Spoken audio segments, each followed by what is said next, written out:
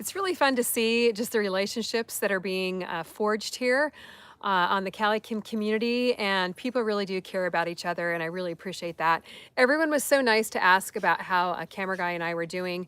We did have some fires just outside of our town, and it was a little bit smoky. Our house wasn't in any danger that we knew of, but still, with the way the fires have been going, you just never know. So anyway, it's great that everything is calmed down, and it's a beautiful day here today. And I just want to say hello to so many people here in the chat. I see Debbie is on here from Hawaii, and you guys might have seen the video we did with her a while back when we were visiting Hawaii. And Debbie was mentioning that there's no time change, or that she's able to make it a little more often because of the time change. Actually, Hawaii doesn't change time. I don't know about you guys, but I was awake last night, I think at like 2 or 2:30 in the morning. Something about the time change just really threw me off. So hopefully you guys didn't have the same problem I did. I see Sharon here making a big pot of stew with some of my frozen homegrown veggies. Wow, that's so great. It's great to put those veggies away during the summertime when you have a lot, and then be able to pull it out when you don't have it growing in the garden. Ashley, hello, how are you today? I see Ollie is here from Germany, so it's great to have you on here. Let's see, Piano Master is here, Eva is here, yes, Mac is rolling around in the grass in front of me. Pia B is here, Patricia is here from Arizona, and I don't think they do time changes either. So I'm hoping eventually we don't do that here in California. So today what I wanted to do is answer some questions, some of the most frequently asked questions this week over in the YouTube comments. So if you guys have topics, so we'll get to those questions in just a moment, but if you guys have topic ideas for live streams or for videos, you can leave those in the comments here on the live stream, or what you could also do is email them to me at calikimgardenandhome.com. And believe it or not, sometimes I run dry on ideas for the live stream. So I'd love to hear what you guys would like to hear us talk about here on our Monday live streams. And that way we can provide the information that you are asking for and share it with you guys. Oh, okay, Cole. Hi, how are you, Cole? I see you now. Thank you so much for the super chat, $2.79 super chat. Cole, it's great to see you on here, and I really appreciate you joining us. You're here week after week as well, so thanks a lot for taking time out of your days. Hang on just a second. I am, okay, just checking my computer here. Looks like we are all connected. So thank you so much for being here. I think Camera Guy will be joining us. Everything Sunflowers and More is in the chat as our moderator, doing a great job. So let's jump in here to our very first question.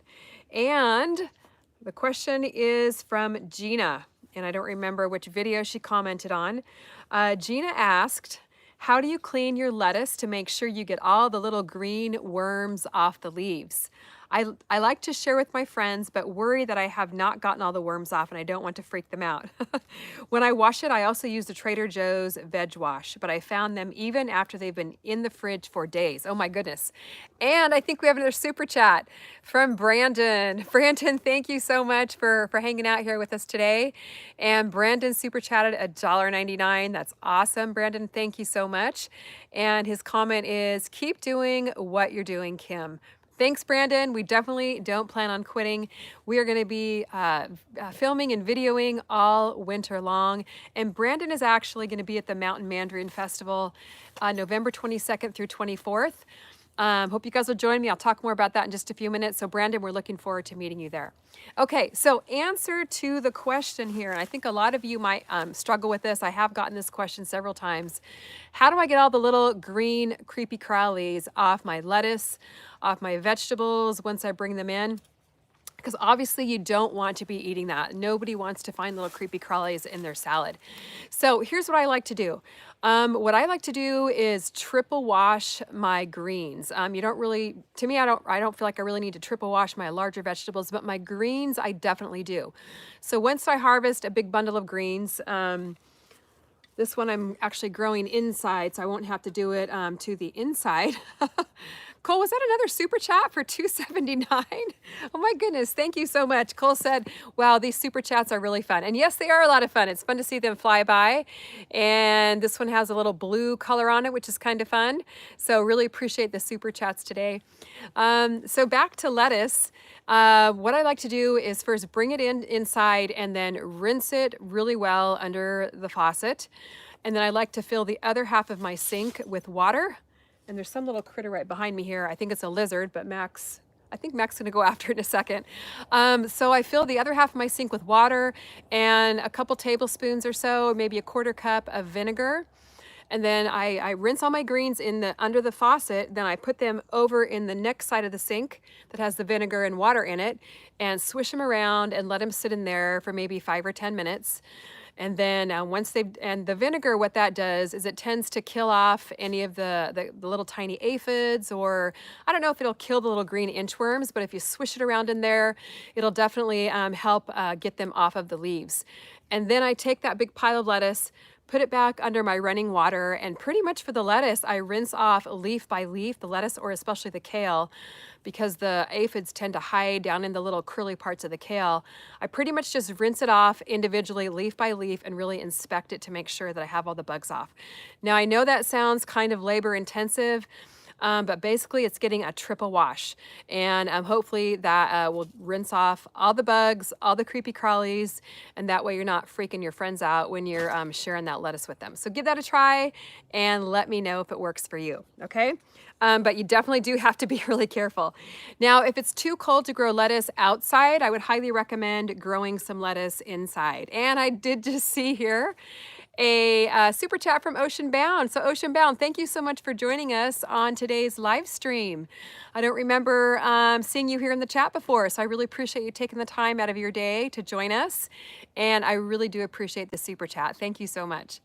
So if you can't grow lettuce outside right now, I highly recommend growing a small little container of lettuce inside. And Camera Guy is now in the house. So glad that he's here watching on his lunch break from work. So get some lettuce growing inside. A lot of you, maybe it's already frozen outside, or you just can't grow outside. You can grow a little container of lettuce like this, either on a sunny windowsill or set up some very simple grow lights in your house to get them going. And it's really gonna give you that garden fix that you need, as gardeners need. We love growing our vegetables that you can't necessarily get if it's cold in the wintertime. So I have a video on how to grow lettuce indoors. We'll be doing another video on that probably in a couple weeks time, but this one's been growing for just a couple of weeks and we'll be harvesting it probably in another 2 weeks or so. So get some lettuce growing indoors, guys, okay? And if you're not sure what kinds of lettuce to grow, I've got a little lettuce seed collection. It's got 5 different varieties. And I'm actually having a sale today just for my live stream viewers. I'm not announcing it anywhere else. It's just for you guys because I really appreciate you watching.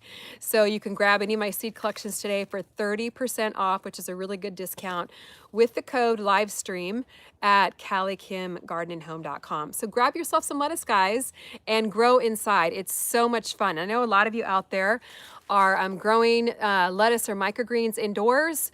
So let me know in the chat here if that's you. And we did put out an indoor garden challenge a couple of weeks ago. So let me know if you're taking me up on that and if you're going to be growing inside as well. Okay. Let's go into the chat now and get some questions going here. Here's a question from Joshua G. Hey, Kim.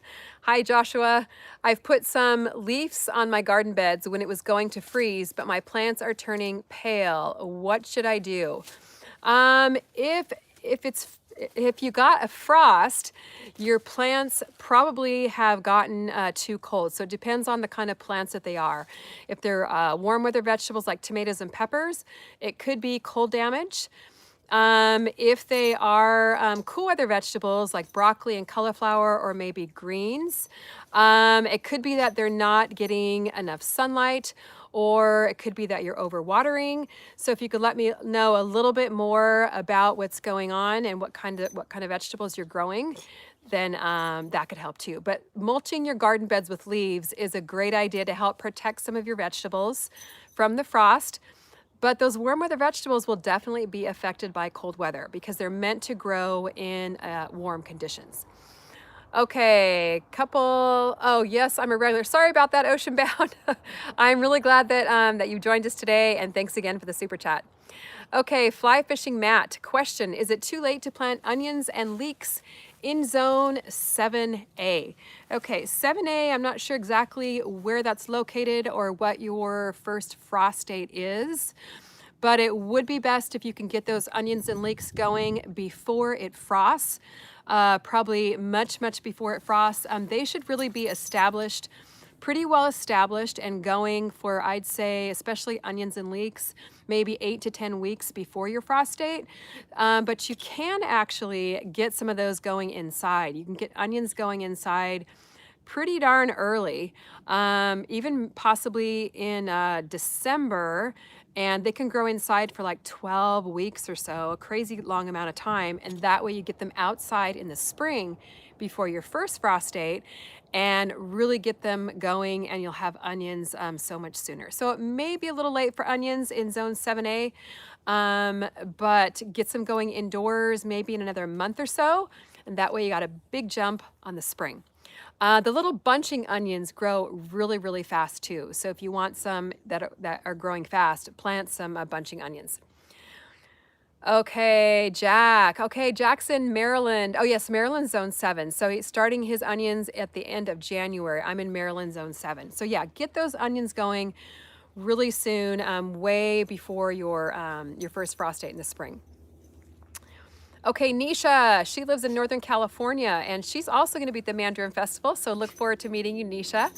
And Nisha's question is, some of my strawberry leaves are drying up. They are strawberry runners growing indoors. Any tips? Okay, strawberries do have a season. So there's 3 different types of strawberries, some that produce a crop in the early spring. There's some that produce a crop in the spring and in the late summer, and some that produce one crop all at once. So it could just be the type of strawberries that they are. It's not their time to produce. But just because they're drying up doesn't mean they're dead. You don't want to get rid of them or throw them out. Just keep pinching off those dead leaves, and keep them well watered and everything indoors. Make sure they're getting plenty of light, and also fertilizing them. And once it's their time, they're going to start growing again and do really well for you. So definitely hang in there with the strawberries. They do like a good pruning, so just keep those dead leaves pruned off. Okay, so let's talk about the next question that we got this week over on YouTube from a viewer. And let me find that. Okay, this was on the how to grow microgreens video. Growing microgreens right on your windowsill is so easy. You don't even need any grow lights. And these are growing on my windowsill in my dining room. And you can see right here, I just harvested some, I think it was yesterday. Yeah, yesterday. Mac and I were actually outside having breakfast, and he was kind of eyeing my microgreens like he wanted some. You guys might have seen that over on Instagram. But anyway, my question here is about microgreens, and this question was from Lorax Vitality. And Lorax said, I love how you went full circle with the information. You reuse the microgreen dirt by planting another batch after harvest. How many batches do you reuse the dirt? So in that video, I showed about microgreens from seed to harvest. So we planted some, I think it was actually in this container. And then we also harvested some. And what you can do after you're done harvesting your microgreens is sometimes you'll get another second little crop out of the same container. It's not going to be as thick as the first crop. Look how nice and thick this is. You want to plant your seeds really heavily in the soil so they grow you a nice little carpet of greens. Sometimes you can get a second crop, but sometimes they don't always come back. So what you can do is to replant in the same pot, you can just pull out these little roots, and then when the pot is empty, pull out the little roots, and then you can go ahead and sprinkle some new seeds in here again. And I usually will do that for 3 or 4 times. Now I am using a really high quality indoor potting mix for that. So you do have to make sure you have a really good potting mix. You do not want to use your soil from your garden beds. So I'm using Good Dirt indoor potting mix, and it does have a lot of nutrients in it.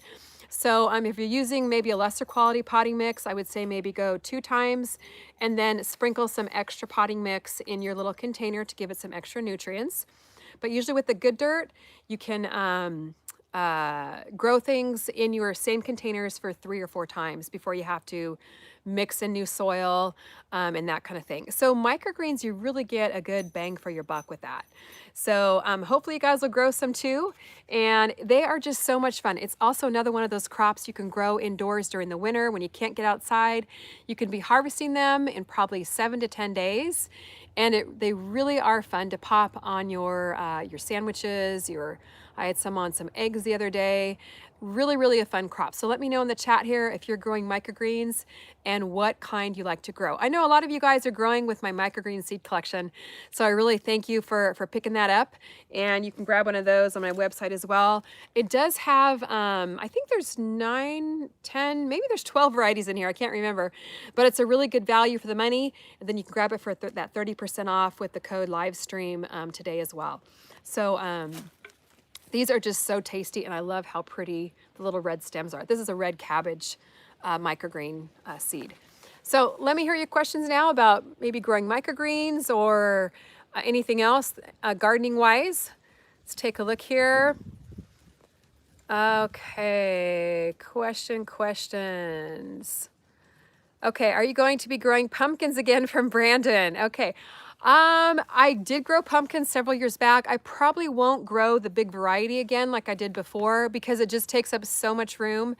And for the amount of time and energy and room it takes in my garden, only to be able to use it once a year, they're just not earning their keep here in my garden. But what I would like to do is grow some of the smaller ones like the Jack B. Littles. I actually had some Jack B. Littles going and they got taken out in the wind. So hopefully next year we'll get some of the smaller varieties growing. They would grow even nicely on this trellis right here behind me. And that way they don't take up as much space. Oh, hey, Patty, how you doing there? How's your class doing in your fall garden, classroom garden doing there in Pennsylvania? Okay, question from Mr. Crazy Cool. Can you grow micros outside? You definitely can. You could grow them in little containers, or I suppose you could even grow them in your garden beds.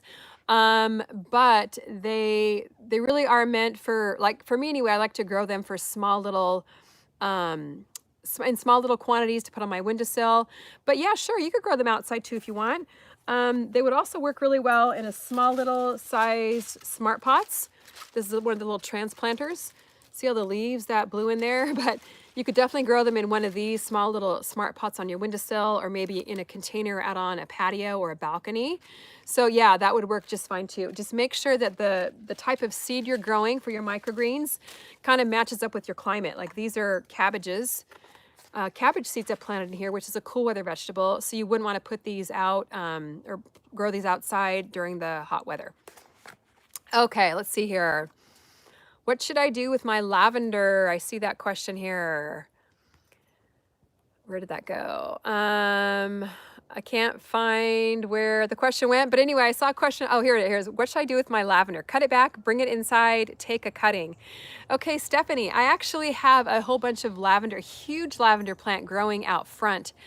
And I was looking at some things that I could do with it. So that's a great question. I was looking at possibly making some lavender infused oil or lavender infused vinegar and doing a video on that. But definitely lavender can be cut back time after time. It grows year round in a mild winter climate. I cut mine back probably every 2 months, I would say, and it grows like crazy. Right now, it's kind of taken over one of the front garden planters and almost growing into the front walkway. So yeah, you can cut it back and then use the flower. You can dry the flowers and use them in like a potpourri. Use them, like make a little sachet out of it and put it in your drawers. The smell is absolutely incredible. Okay, let's see. Any other questions? Otherwise, we will head back into... Okay, here's a question about rosemary from Rainby. Hey, Rainby, how you doing? Will a rosemary head root if I stick it in the dirt? I have rooted rosemary in water. I have not rooted it in dirt. So if anyone has tried rooting it in soil, let me know. But the easiest way I found is to take one of the soft cuttings from a rosemary plant, put it in a little jar of water, I like to add some of the vermistera worm tea to it because I feel like it just gives it some nutrients and helps it root a little bit quicker. It definitely does take longer to root than like a basil plant or a mint plant or a mint cutting. So be patient, but within a couple of weeks, you should see some roots coming out. And then at that time, I like to plant it in a little pot of soil, let it get established, and then plant it out in the garden. Okay, so let's go into our third question here from this week. And this question is from Sue Sherman. And she left a comment on the question, on the video that we posted last week about the wind. Wasn't that crazy, guys? That wind was absolutely nuts. If you didn't watch that video, you have to go back and watch it because it was just so strong. It was absolutely crazy. And this question is from Sue. Will you be at the Mandarin Festival in Auburn on Friday? I would love to see you and your products. And I've actually had a lot of questions about when we're going to be there. So let me just give you guys the lowdown. Jerry and I are flying up to Auburn I think Wednesday the 20th, and we're going to be doing some videos with Smart Pots and one of the local Mandarin growers there on Thursday the 21st. And then on Friday, we're going to be Friday the 22nd through Sunday the 24th. We're going to be at the Mandarin Festival all 3 days. We're going to have a booth right next to the Smart Pots booth, and it is going to be so much fun. We are going to have some of our seed collections there. We're bringing up 6 of our seed collections. We'll have a ton of different packages for people to purchase. We're also going to have our CaliKim 5-gallon Smart Pots up there.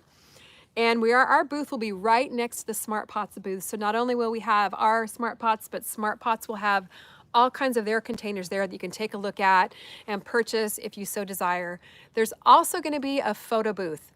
So we can have the opportunity to get our pictures with you guys, sign autographs if you like. We're going to be actually speaking. I'm going to be speaking on the main stage on Friday and Saturday at 1 o'clock. And on Sunday at 11:30. So I'm going to be giving some talks about container gardening, growing organic vegetables, all kinds of fun stuff. It is going to be just a ton of fun. There's also live entertainment, tons of Mandarin types of food. You guys are not going to believe all the food they have there. Everything Mandarin is the name of the game. And you can take home some Mandarin oranges. They are so good. We had some last year. Jeff from Smart Pots gave some to us, and they are absolutely wonderful. So it's going to be a fun time. We're looking forward to meeting you guys. And yes, I think Christy just posted in the chat. The Holiday Inn in Auburn was so sweet to offer all of our garden friends a 15% discount. So all the information will be in the description, the video description of this live stream. You can, the Holiday Inn, 15% off, all the links for the Mandarin Festival. The tickets are very reasonable. I think they're maybe $5 for Friday, and I don't know, maybe $8 or $10 for Saturday or Sunday. So it's super reasonable. It's not an expensive event to get in. So we would love to see you guys there. Also, make sure that you follow myself and Camera Guy on Instagram because I will be posting updates from the festival and prior to the festival. And Camera Guy is Cali Camera Guy over on Instagram. I'm CaliKim29 on Instagram. Okay, so Nisha's saying, yes, it's $5 for Friday. Saturday and Sunday are $10. So great. And yes, you can, Patricia, grow a Mandarin orange in a pot. In fact, Smart Pots has a ton of Mandarin oranges at their booth, which they're going to be available for purchase with Smart Pots. And I'm hoping we can bring one home somehow and grow one here in our backyard. Okay, so I hope you guys can go. It's in Auburn, California. If you're not sure what that is, look it up at themandarinfestival.com. And we're hoping to do some more traveling with our book as well. So if you'd like us to come to your city, make sure you email me and let me know, and we'll see what we can do about that. Okay, I see a question flying by here about tomatoes. Let me find that here. Where did it go? Oh, from Sir Nick. When is tomato planting season and how do you know when to harvest them? Okay, Sir Nick, tomatoes are a warm weather vegetable. So you're gonna wanna grow tomatoes when the temperature is between 60 degrees and 85 degrees. Once it gets much colder than that, they don't thrive as well. If your temperatures are that temperature, you can plant them. And you'll know they're ready to harvest when they kind of give a little bit when you squeeze them. So the red tomatoes should be red, orange tomatoes should be orange, and when they're kind of give a little bit when you squeeze them, then they're ready to harvest.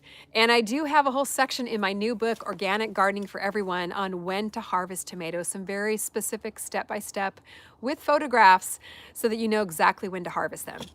Okay, so let me head back here and answer question number 4, our FAQs from the week. This is from Alexi Holford. This kind of goes along with the tomato question. And Alexi says, I am a super novice gardener. I planted Space Master cucumbers for the first time about 6 weeks ago in Texas, about 20 minutes from Houston, Zone 9. So she's a southern gardener like we are here. So it was hot when I planted them, but now it's getting down to 38 degrees at night and in the 50s in the daytime. I'm covering the plants at night, but I'm thinking I am not going to have success with these. Any suggestions? Okay, yes, I do have some suggestions. Again, cucumbers are like tomatoes. They're a warm weather vegetable, and cucumbers especially are very cold sensitive. So once the temperatures get that low, let's see, she said it was in the 30s at night. Pretty much when it dips in the 40s, I'd say, my cucumbers really start slowing down. And once it gets in the 30s at night, your cucumbers are not going to be very productive. So make it easy on yourself. And great that you got some planted late in the season. It's always good to experiment, but make it easy on yourself and get some cool weather vegetables planted, because in the southern climates right now, the cool weather vegetables are going to do great. So a lot of people I know mentioned are here from Florida, Southern California, Texas, New Mexico, all those southern states, maybe Louisiana. Now is the time during the winter to grow your cool weather vegetables, because we can't grow them in the summer here. It's just way too hot. So you're going to want to plant things like broccoli, cabbage, cauliflower, your greens, plant some lettuce, plant some carrots, plant some onions, all the things that won't make it in the summertime. And now is the most beautiful time to grow cool weather vegetables. You're going to have the most beautiful salads, also some beautiful cool weather flowers like poppies, alyssum. I did a whole video a few weeks ago on cool weather flowers. It's going to be a great time of the year to grow them. And I've got, of course, the seed collection to go along with that. I like to make it easy for you and package these so that you don't have to, it takes all the guesswork out of it. So there's 15 varieties in this one. So if you want some cool weather vegetables, grab one of these, and that way you'll know exactly what to plant. So just keep it simple, work with the seasons, and you're bound to have some really nice vegetables in your garden, as long as you're growing the vegetables in season. Okay, and thank you so much, Nisha, for complimenting me on the zinnias. These guys actually made it through the wind. It's pretty crazy. I tied them up by the stems here to this trellis a few days before the windstorm, and surprisingly enough, I don't think I lost a single one of them. So that was a really nice bright spot coming out here after seeing all the other, a lot of the other garden destroyed, to see these beautiful zinnias back here. I saw someone asked a question about how to prevent powdery mildew on zinnias, and even though it's been super dry here, my zinnias are getting some powdery mildew. Now you can use a basic milk spray to help with powdery mildew. I haven't sprayed any of these, so they're actually doing pretty well. But you can go back and check out my video on that. I would just search powdery mildew on my YouTube channel. And I believe it is 1 part milk to 8 parts water. Yes, something like that. And then you can just spray your leaves, and it really helps control it. It's not going to help totally stop it, but it can really help keep it under control. Okay, let's see if there's any other questions flying through here, guys. Gina, yes, the mandarins are delicious. And there's something about the area in Northern California where they grow them. I think it's like the chill hours or something they get in the nights. I'm sure I'll find out more about that at the festival. That makes the mandarins in that particular area of the country especially delicious. Okay, I did see a question fly by here a couple of times about spinach. Let me see if I can find that.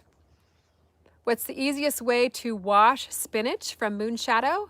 Okay, Moonshadow, go back and watch the beginning of the live stream. I covered how to wash lettuce and greens to get the little creepy crawlies off, and that'll work really well for spinach as well. Okay, let's see that. Cherie would come to the festival, but I'm too far away. Well, hopefully we'll come to your neck of the woods, Cherie. But if you live in Northern California or the West Coast, I hope you can join us. Okay, here's a question from Nana and Mama's Garden. Welcome so much. I'm glad that you're here today. Hi, Kim. How do I know when spinach is ready to harvest? Do I harvest the whole plant or just the seeds? Okay, first of all, Nana, you want to harvest it before it gets to the stage where it's where you see flowers and seeds. You want to harvest your lettuce probably when it's, I'd say maybe 6 inches or so tall. Lettuce is really tricky to grow because it's kind of finicky. It's a cool weather vegetable, or cool weather green, but it bolts pretty quickly when the temperatures hit 75, even 80 degrees. So for us, it's kind of tough to grow it because we have a lot of cool days, then we have some warm days, and I've never really had a lot of luck with it. But you can harvest it when the plant when it's probably 6 inches or so tall. There's really no hard or fast rule. If you tend to like the baby spinach, then you want to just pinch off the individual leaves. I wouldn't chop off the whole plant, but just pick a couple of leaves off of each plant. And the leaves will grow back within a week or two. But once it bolts and shoots up a tall stalk from the middle, flowers, goes to seed, then it really gets bitter and it's not much good for eating. So you definitely want to try and harvest it before it gets to that point. Mr. Crazy Cool, I seen you over on YouTube on our videos, so I'm really glad that you're joining us here on the live stream. Thanks a lot. It's good to have you here. Okay, let's see if we have any other questions. Let me see if I wrote anything else down. Questions from the videos. Actually, I think that is about it for the questions I got from YouTube this week. So let's see, we've got about maybe 5 more minutes or so. See if we can whip through some questions here in the chat. All right, Tammy, how are you? Thank you for being a good teacher. You spin it so we can understand it, and I appreciate it. Thank you, Tammy. I'm so glad that you're enjoying it. I have to give Camera Guy a ton of credit because he's really, really good at, I usually have the garden ideas for videos, and he's really good at, I guess, spinning it, like you said, to make it so that's understandable. He really helps me when I video to make sure that it's in terms that, that everyone can understand, and it's very sequential. So he is definitely my better half as far as that goes. And of course, his camera work is great too. Okay, let's see here. How do you, from Jack, this is a really great question, Jack. How do you prevent yourself from buying too many seeds? You know what? I think we all have that, all of us gardeners have that seed addict problem. I know I sure do. Whenever I get a seed catalog or look at a seed website, I just want to grow everything. So it's hard for me not to buy everything in sight. I guess just think about what you like to eat, what you like to grow. Just be realistic about it. You can always share your seeds, your extra seeds with your friends, or do some type of a seed swap, which is always a lot of fun. But you know what? Once a seed addict, always a seed addict, I think. So maybe we need to start a little Seed Addicts Anonymous website. I don't know. You don't prevent yourself garden obsessions. Okay, let's see here. Christy, thank you so much. If your question does not get answered here on the live stream, I answer what I can, but definitely email me and we'll do our best to get an answer to you over email. Okay, Mr. Crazy Cool, how do I donate? There should be a little super chat button at the bottom of the chat. It's a $sign. You can click on that, and then it just walks you through the steps of how you can do a super chat. So thanks a lot for asking about that. Okay, question from Joanne Sherwood. Hi, Joanne. Have you tried growing sweet potatoes? Is it a possibility in the UK? There isn't such a thing as too many seeds. I couldn't agree with you more. Joanne, I have not grown sweet potatoes, and I know they are a warm weather plant. So I think I should try growing them next summer when it's warm here. Cliff in Idaho, do you grow sweet potatoes there? Let us know. I am going to be growing some potatoes. I just got some seeds, which you guys might have seen in my video over the weekend. Some All America Selection seeds. I believe the variety is called Clancy. And I didn't even know you could grow potatoes from seed. And even Cliff in Idaho there, the potato state, said he didn't know that could be done. So you know what? It'll be a fun experiment. Make sure you follow along to see how it works. And Cliff is saying his wife grows them as an ornamental vine. So yeah, I know they do have really beautiful flowers. And I think that would be a lot of fun to grow them as an ornamental plant and maybe get some sweet potatoes out of it as well. So that's a great thing I love here, is that the garden community is helping each other out. I don't know it all. No one really knows it all. So, but together we can all learn and grow more of our own vegetables. And Garden Obsessions is saying, Kim, grow a hydrangea. I love hydrangeas. They're so beautiful. I know they need a shady area. So maybe in the wintertime, since a lot of my garden is shaded, it might be a good time to grow it. So you guys can see here, this is the hill that I grow a lot of my garden on. It's 12:30 here and it's already completely in the shade. So once the time changes, my entire garden, my entire backyard by about 1 o'clock is in the shade. So I do try and grow some things that are more shade tolerant. Okay, Rainbee, you're very welcome. I appreciate it. Did we just get another super chat? Let's see here. From Nana and Mama's Garden, thank you so much for the $4.99 super chat. And Nana and Mama's Garden said, thank you, Ms. Kim, and you are very, very welcome. I'm so glad you're here today. It's our pleasure. Really, really appreciate it. Thank you so much. You have potato seeds. I know. I was really stumped at that too, but I checked them again. I'm like, yes, these are seeds. So I'll be doing a video on that. I'm really not sure how it works. So I'm gonna have to look it up and do some research on that. So if anyone has any information on that, email me or let me know. Okay, regular potatoes from seed, this is from Cliff, would be interesting. Yeah, I can't wait to see how that turns out. It's gonna be fun. Last time we tried to grow potatoes, it didn't work too well. So hopefully this time we'll have better luck with it. But since they're All America Selections variety, which those are varieties that are grown in test gardens across the country, All America Selections is an organization that does that, then they are tested, and the varieties that win, they're judged and tested. The varieties that win are deemed All America Selections winners. So those are the vegetables that I'm going to be growing, that I'm going to be replanting. Okay, what is a good source for AAS seeds, from Rita Gibson?